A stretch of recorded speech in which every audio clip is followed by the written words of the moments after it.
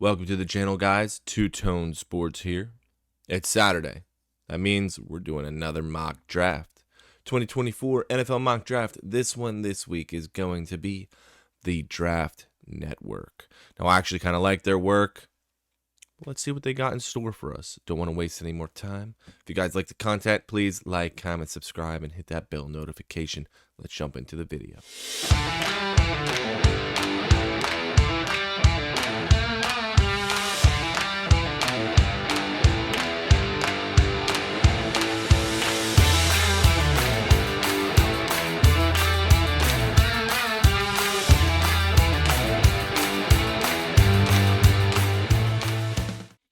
Here we are, Damian Parson with the 2024 NFL mock draft. New crop of QBs dominate the top 10. You're obviously seeing this guy. He should be going number 1.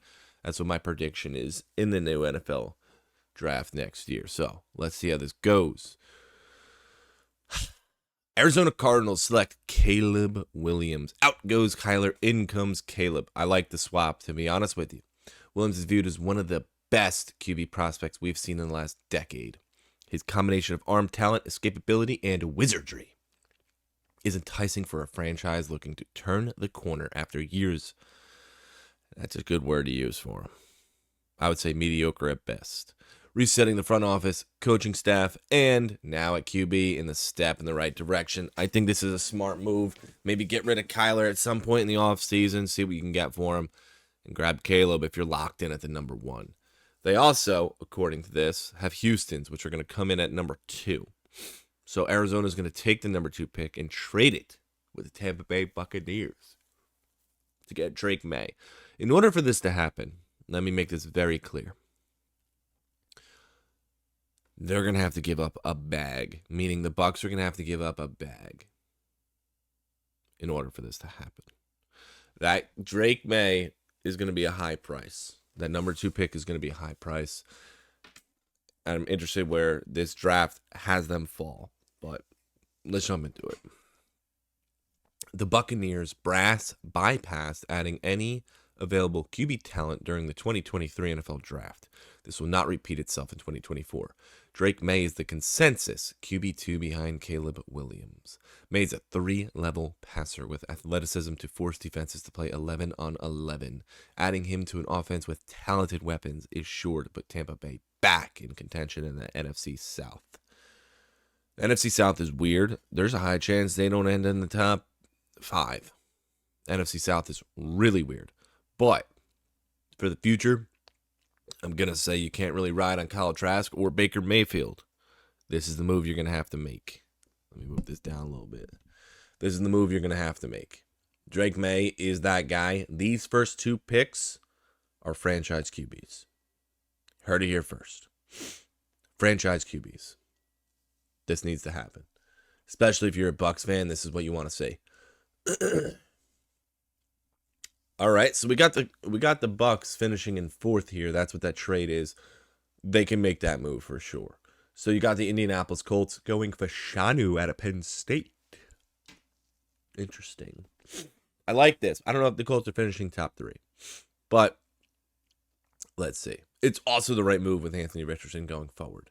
So Fashanu and Alt they can swap throughout this whole year, but they're my top 2. Anthony Richardson is set to be the Colts QB for the foreseeable future. Improving protection on his blind side is paramount. Fashanu is an outstanding athlete and mover of the front line. Giving Richardson more time in a clean pocket only helps his development as a pocket passer, and I think this is how you do it. This is 100% how you do it. Excuse the sniffles. I am a little still under the weather, but let me tell you something about this next. This solid pick, this is something they need to do. If this is what you do and if Richardson balls out this year, that's what you need to do. Protect him. Let me explain something here with this. Marvin Harrison going 4 to the Cardinals. I love this. Caleb Williams and Marvin Harrison going to be one of the best duos in the NFL. Mark my words. Getting Marvin Harrison at 4 here and not staying at 2 and getting a bag, Arizona, you won the draft. Arizona, you won the draft. Good for you. Love this. Doubling up Williams and a new number 1 receiver is a huge pull for Arizona. Junior is the best wide receiver prospect since the likes of Jamar Chase. His route running ability to separate and ball skills are top of the class. He and Williams will create a dynamic duo in the desert for years to come. 100% agree. That is going to be a duo to be reckoned with. They'll be a top 5 duo within the first 2 years. Mark my words on that one too. Tennessee Titans finishing at number 5. What do? Do they stick with the rookie QBs? Do they stick with the young QBs? Where's Tannehill? What do we do at 5? This kid's a beast. Jared Verse, edge out of Florida State. Can the Titans draft a QB 3 years in a row? Absolutely not. They will add the best edge on the board. FSU Jared Verse. He was projected a top 20 pick in the 2023 draft. This is one of the names that I'm more familiar with, very familiar with in this upcoming draft, because I did my homework on him for the 23 draft until he opted out.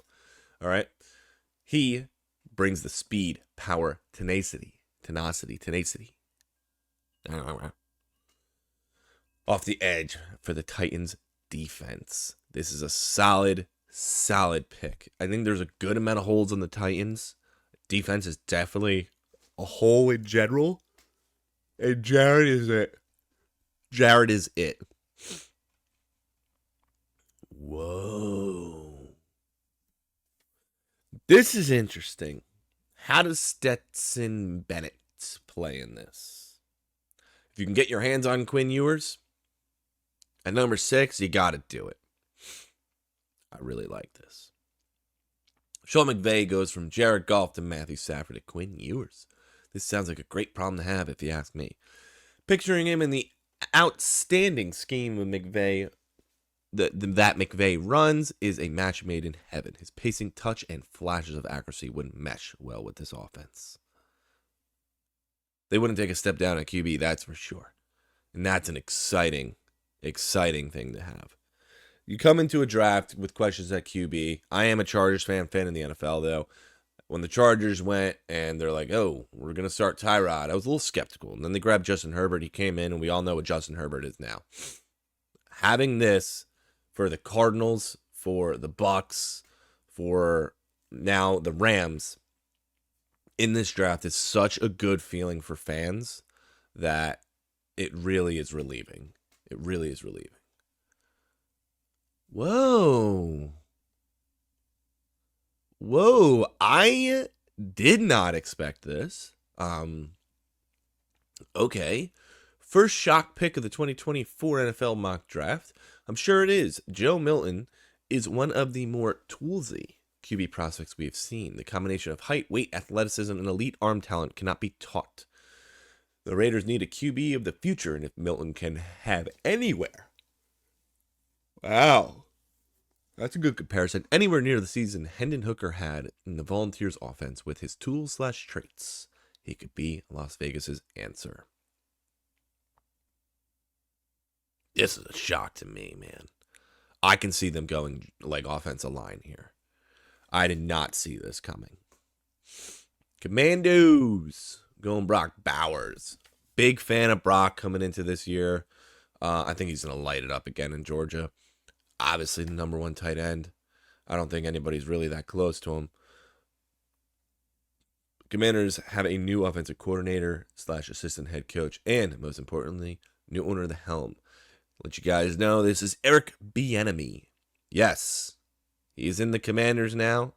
Yes, Brock Bowers will be used like Travis Kelce. This would be a huge advantage for Brock.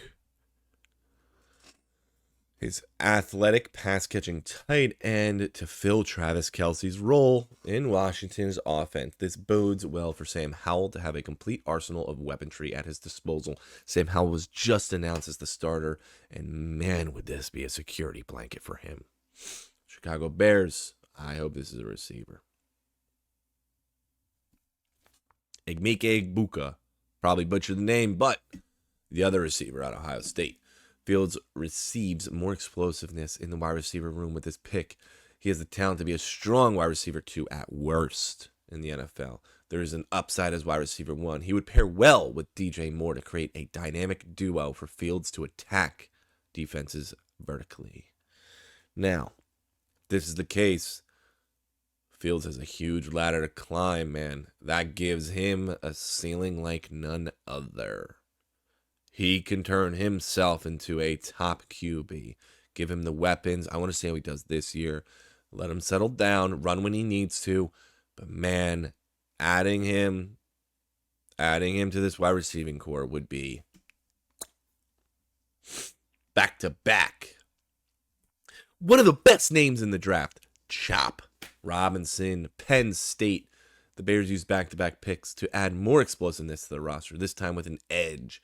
Robinson will give them a go-to pass rusher, hopefully to fill the void vacant after the Khalil Mack trade. Robinson is an ascending edge defender in college football. Oh, yeah. Big Chop Robinson guy. Love him. Awesome freaking name. Chop Robinson and Kool-Aid McKinstry, arguably the two best names in this draft. Then we got, there he is, Amarius Mims to the Patriots. That's not who I was expecting. I was expecting Alt. Hold up. Did you run to Google to find out who this prospect is? If so, I don't blame you. Amarius Mims is a physically gifted offensive tackle prospect. Strong, physical, and athletic to work in multiple run schemes.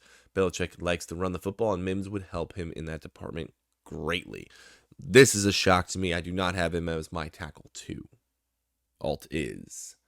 I'm going to have to do a little homework on this man's. But tackle out of Georgia couldn't be that bad. Moving on to the Atlanta Falcons. Coming in at pick 12. This is interesting.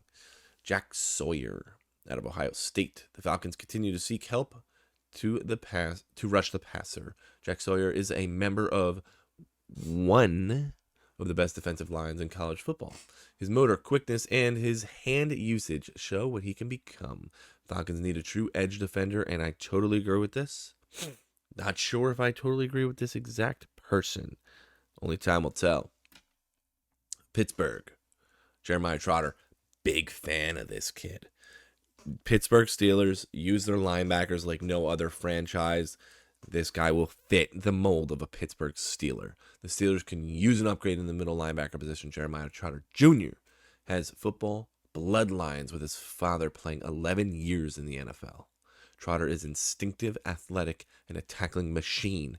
His leadership fits in on a Mike Tomlin coached defense. This is the pick I want to see the Steelers make. This or maybe another upgrade to that offensive line. Let's see how they do this year. This is what I want to see them do, though. Denver. Man, talk about a Denver name. That's it right there. Cedric Van Pran Granger. Interior offensive line. Sean Payton has to fix a lot on the Broncos offense. Even if Russell Wilson rebounds, improving the offensive line remains a high priority. Granger is a battle-tested champion that brings leadership and communication to the offensive line. He can operate well within a zone-based blocking scheme and is athletic to get out as a lead blocker in space. Payton gets the QB of his offensive line with this pick. This kid, I actually seen this kid. First off, Georgia's a very good offensive line this year. But this kid is it. Play recognition off the charts. Picks up blitzes like no other. This is a solid pick. I know people scream that interior offensive line should not be going this high. There's exceptions, and he may be it. What do the Giants do? Really? I'll agree with this because of one thing. So the Giants went, and they have a lot of receivers on their roster currently. Why I agree with this? He is tall. He's a big body receiver that the Giants do not have, and they need. Johnny Wilson, Florida State. Daniel Jones receives his payday this offseason. To ensure the Giants get the full return on their investment, adding as much talent around Jones as possible is essential. Johnny Wilson is a 6'7", 230-pound target that moves well at his size to play wide receiver. Pairing him with tight end Darren Waller would give Jones a duo of window extending weapons to work with Brian Daboll's offense. Is my only exception. If the Giants go out and grab another receiver under, let's say, 6'3", 6'4", you're crazy. Only way they grab a receiver has got to be a big body, and Johnny Wilson fits that. Green Bay. The name comes off the board. I do not expect Joe Alt to wait this long to get picked. The offensive tackle out of Notre Dame is my OT2. David Bakhtiari has battled injuries since late 2020. If the Packers feel this trend does not improve, they can opt to find a replacement through the draft. Notre Dame's Joe Alt is a massive human being with solid footwork. Alt makes rushers' lives difficult with his frame and ability to meet them at the apex of their rush. He's still developing technically, but the foundation is set for a potential long-term starting offensive tackle in the NFL. This kid's it. I'm telling you, it's Fashanu and then Alt. I don't see it any other way. This kid is him. He's going to be a good offensive tackle. Let's see what the Houston Texans do with the Cleveland Browns pick for that Deshaun Watson trade. Yes. Kool-Aid McKinstry, Alabama. Head coach DeMeco Ryans is one of the best defensive minds in the NFL.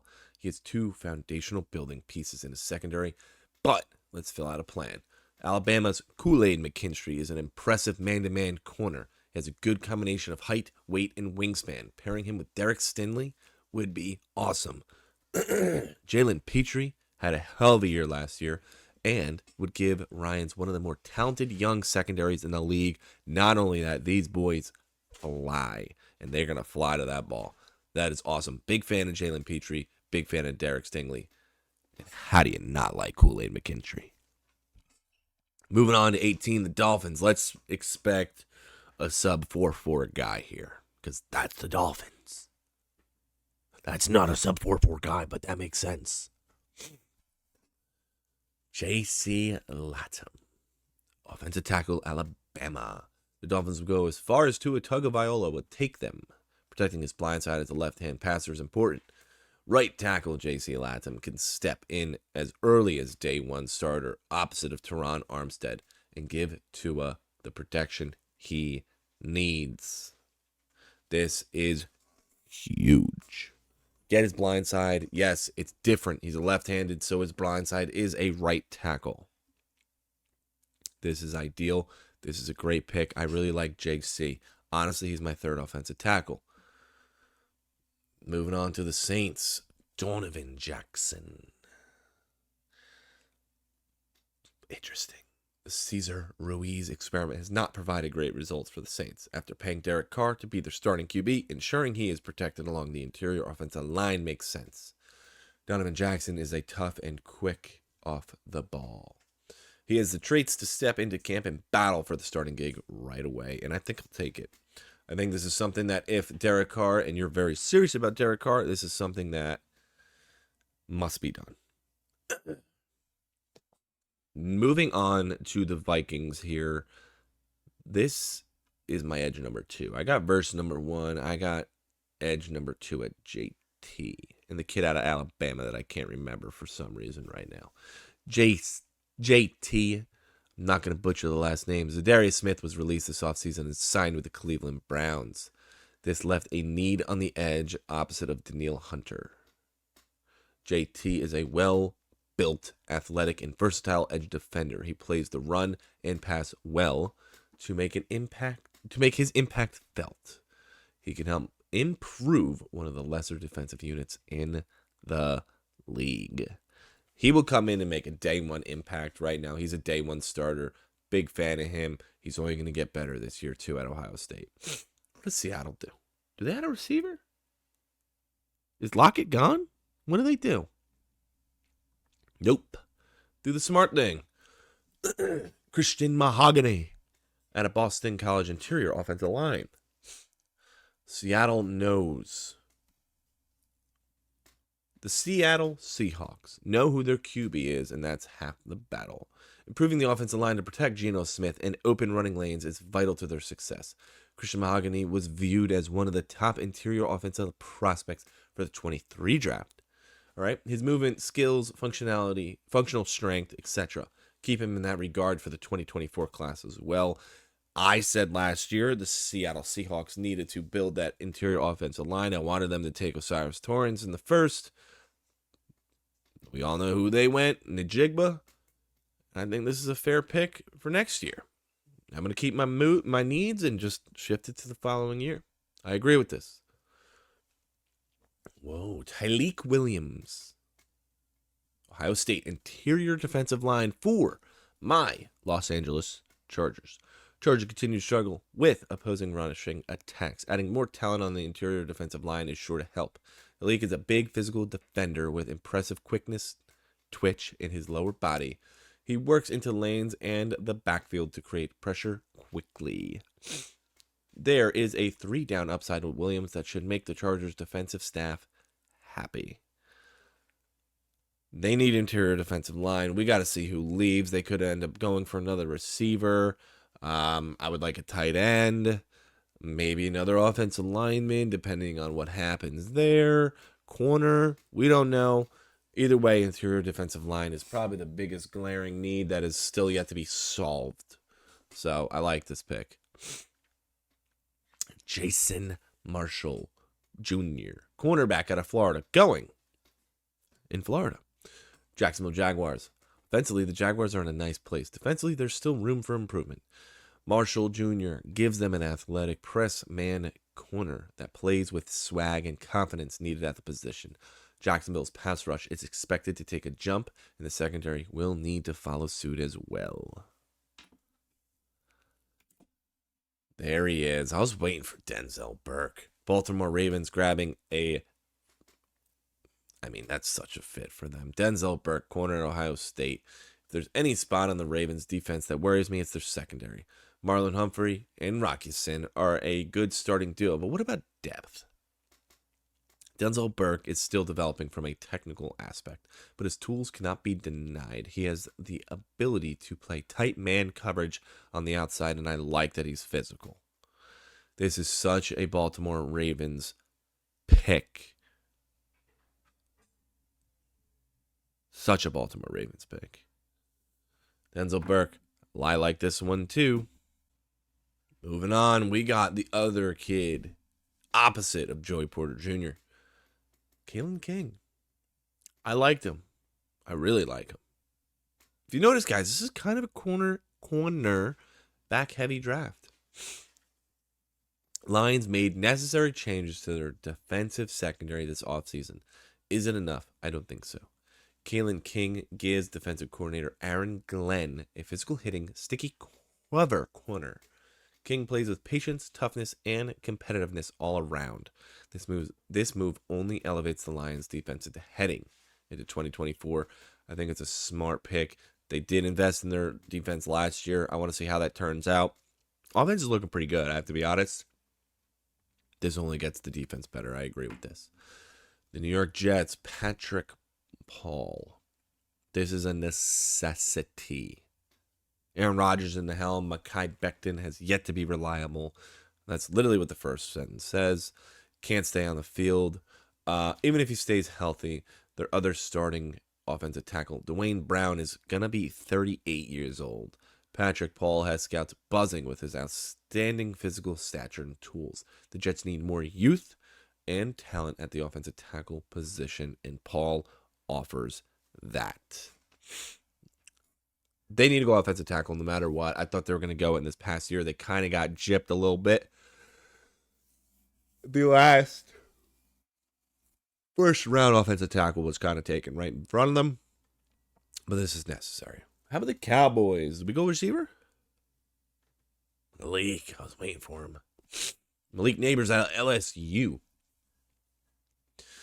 The Cowboys must give Dak as much help as possible. Malik Neighbors is an explosive and tough wideout. He can move all around the offensive formation. I love the potential pairing with him and CeeDee Lamb, giving Prescott a nice 1-2 punch at receiver. If the Cowboys want to be taken serious and want to have those threats that are going to be very difficult to cover, this is the move they need to make. I like Malik Neighbors. Don't be shocked if he moves up a little bit here from 27. Kalen Bullock. Jesse Bates was not brought back this offseason as he departed for Atlanta. If Dax Hill is going to be more of the versatile hybrid, strong safety, Kalen Bullock would be an ideal fit as their rangy free safety. Bullock is a big play eraser in the back end. He would only help increase the impact of Bengals' tough defense. This is what they need to do. I'm interested on how Dax Hill plays this year. Kalen Bullock is a sideline to sideline guy. Trust me, turn on his tape for 2 minutes and you would see that immediately. And he seems to be in every single deep pass. Solid pick for the Bengals. How about the San Francisco 49ers? Joe Morgan, Arizona. I like this next pick for the Buffalo Bills too. Damn, I like the 49ers pick too. You can never have too many good offensive tackles. Joe Morgan is a tough, strong, and athletic offensive line prospect. I believe he can play on the right side of the offensive line if needed. 49ers need to build the best possible front line regardless of who is under center. Morgan will work nicely in their zone running scheme and on the perimeter in pass pro. Build that offensive line. Keep the QBs healthy. That's what needs to happen. Buffalo Bills. Tommy Eichenberg, linebacker, Ohio State. Bills lost Tremaine Edmonds to the Chicago Bears during free agency. Time to replace him with one of the best inside linebackers in college football in this NFL mock draft. Tommy's an impressive defender that reminds me of the throwback linebackers of the past. He's athletic enough to make the plays in the perimeter and as a spot dropper in zone coverage. Head coach Sean McDermott would enjoy having Eichenberg lead the defensive front. This is the physicality the Buffalo Bills need at linebacker. Really, any team would be lucky to have him. He is a thumper. And he's smart. He's going to be all over the field for Ohio State. Eagles going receiver. Xavier Worthy. Quez Watkins is an okay wide receiver 3, but he should not stop the Eagles from adding an explosive and dynamic player like Xavier Worthy to the mix. Worthy can work on the outside and in the slot. His speed only makes Jalen Hurts and this offense even more scary.